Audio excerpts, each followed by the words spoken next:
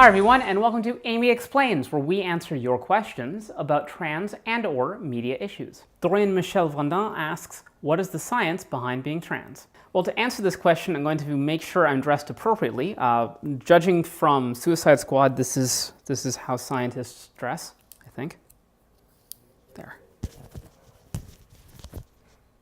This depends on which science you're talking about. From the developmental biology angle, our best guess is that hormonal levels in the womb predispose the brain towards having a gender identity that may be at odds from that which is expected from a shitty transphobic society. Sociologically speaking, being trans is correlated with the lower quality of life on pretty much every axis you can think of, like incarceration, lifespan, employment levels, income, representation in elected government, participation in community services, that is like voluntary participation in community services, whether or not you are actually allowed to use a given service, whether or not you're allowed to travel, access to documentation,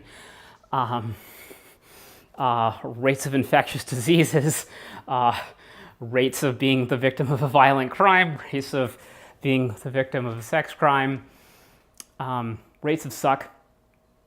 From an astronomical perspective, once a star passes the Chandrasekhar limit of 1.4 solar masses, it will eventually, at some point in the future, collapse in upon itself in a runaway fusion reaction, fusing heavier and heavier elements until it passes the aforementioned Chandrasekhar limit, then exploding in a supernova, creating a lot of the heavy elements that we're used to. The supernova rushes out at like 20% of the speed of light, depositing heavy elements throughout the universe, and many of those heavy elements go on to form trans people.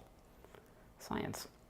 Thanks everyone, that's been Amy Explains for this week, and remember, if you want to see more, like and subscribe, and the Switch is now available on Vimeo. Link is below, not in my pants, but in the description. If you want to get a copy for yourself or a friend or community group, you can do it right there. So that's it, thanks for watching.